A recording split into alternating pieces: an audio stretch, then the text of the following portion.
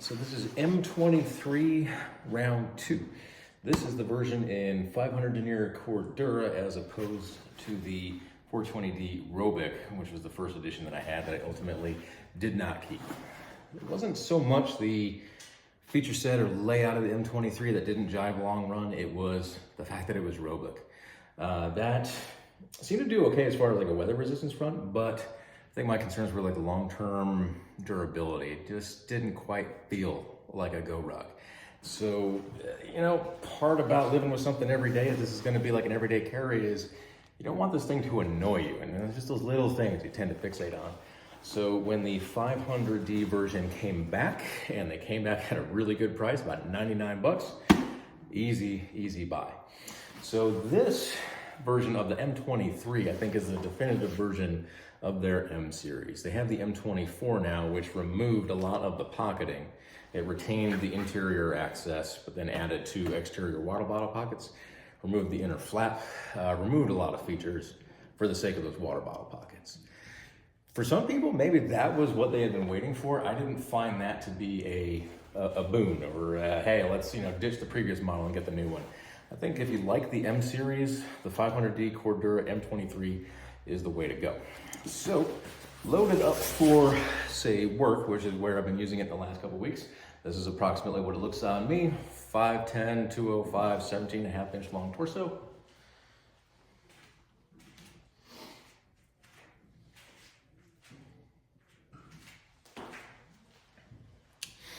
So height-wise, still a 21 liter bag. It is about an inch longer than, say, a GR1 21 liter or a Rucker 20 liter. It's about 19 inches. Where you get a lot more of the cargo capacity is in the width. This is notably wider overall because we are dealing with kind of this top-loaded construction. This is allowed to bellow out. It's not as constrained structurally by the clamshell design, which enables you to get a fair bit more than 21 liters out of stuff in here. One thing to add is perhaps a basis of comparison. So this is the 21 liter M23. Not quite fully packed out, but enough for a day of work. And let's compare that to the 26 liter GR1, maybe a useful reference point. So, similar weight, definitely a lot more packed out, but on my same frame, this would be the overall footprint difference.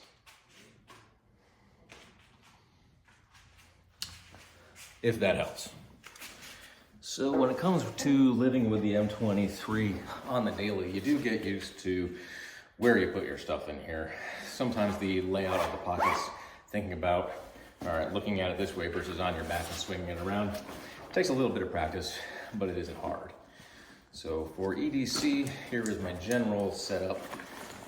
In the top lid, that's where we keep sunglasses case. And on the key leash is where I attach. This is a Tom Bin Ghost Whale pouch. Here we've got Band-Aids, aspirin, chapstick, cough drops, just little odds and ends that you may need. And that actually becomes a handy little spot to have and retain it. Now on this particular version, we do have the high visibility interior, which does extend to the rest of it, which not all versions did. It was kind of a mix and match kind of scenario. That high vis does not apply solely to the inner pocket where we still have that stretchy speed gray lining, but we still have some high vis going on here. I don't normally keep much in those exterior pockets. And the front pocket is where pens and just random stuff that's kind of flat can end up, so I can still just yank it out on the go. Here, keep in my lunch, my giant sized water bottle, my coffee, and then, as I am known to do, I do carry a rifle-rated ballistic plate in my bag that I take to work. Everybody works in a different spot. There has been gun violence at the place that I work, and since you can't legally carry, that's at least something. So that high visibility interior does extend to all the interior surfaces in here, which is nice because the previous edition, it was, even with the speed gray, just kind of a giant black hole to reach in and out of, so I'm glad that they made that little change. We do have that small mesh zipper pocket here, and harder still to see right here is the traditional kind of document plate sleeve that you would see on GR1, which is where I have that ballistic plate rest, which is a feature that they removed from the M24, which I was not a big fan of. So that is the general setup for EDC. Now I've got a kind of a generic packing list for travel and kind of show how that works. Okay, so for travel, kind of ballparking it for about 7 days. So say 6 days worth of stuff, and then you just wear whatever you traveled with for day 1 and for day number 7.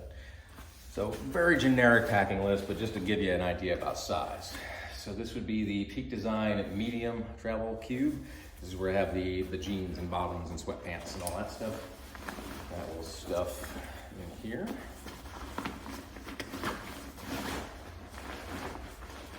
Very well. And then the Peak Design small. This is where I keep all the rolled up t-shirts and top layers. Right on top. And then Sea to Summit, 8 liter, just kind of a stuff sack. This is where the rolled up socks and underwear go.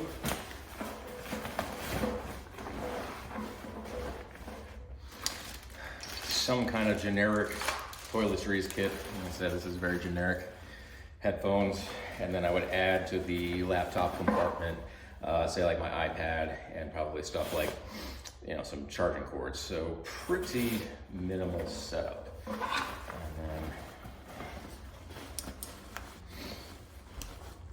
then with all of that, we do have to lengthen out these straps just a little bit from day mode, which, because I have not used it for this purpose in a little bit, these are kind of stout. So let's open them up. The fid locks, I think, are still a good addition on this. I'm glad that they didn't mess with that and go back to the G hooks unlike the M22.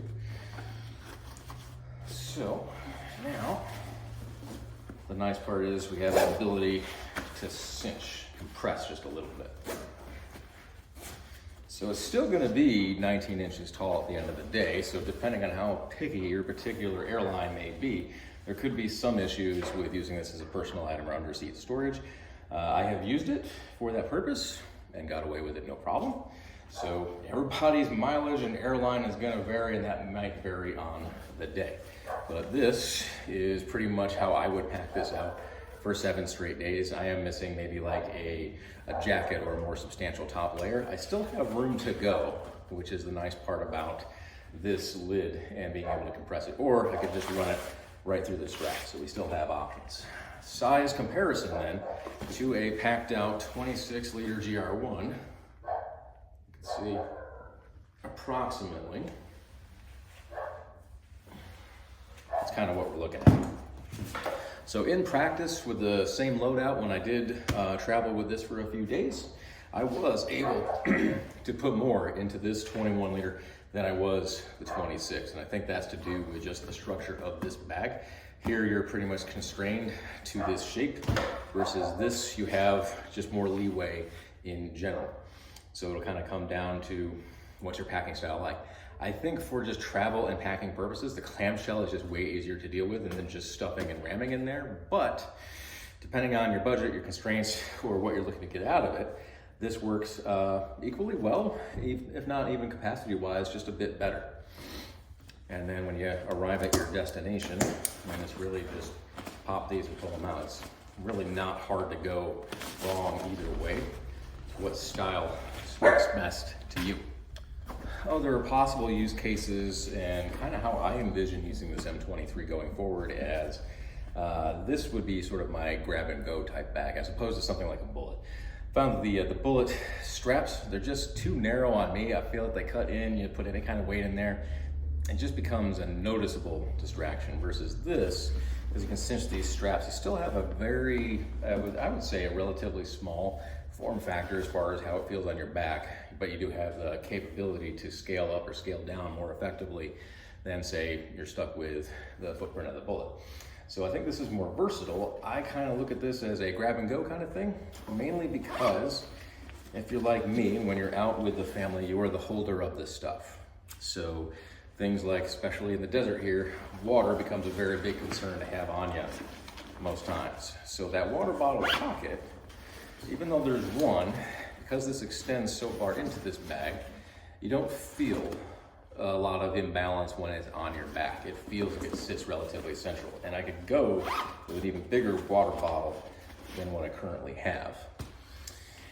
The nice part about this layout though is because like if you're holding stuff for the family and the kids, is that there is many points where they can just reach in and grab things off of you and kind of work off of your back.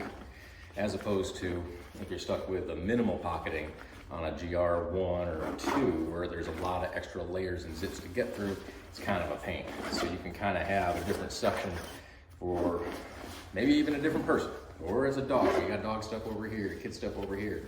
So there's just a lot of external ways to get in there. This is also, I think, easier to work with on the go as far as having to pull it around and access things. I think this is easier than say like a GR1 where the zippers have to be either in a certain spot. You run the risk of that whole clamshell going full clamshell and start dumping stuff. So I look at this as a on the go, on the move kind of bag. Just whatever needs to get chucked in there, and that would work very well. I would say some light day hiking would be fine because this M23 still retains that plate document sleeve. It's really no problem to just route your hydration bladder up through here and you can attach it the same way. So I look at that as sort of the on-demand, on-the-go kind of maybe a little adventure bag.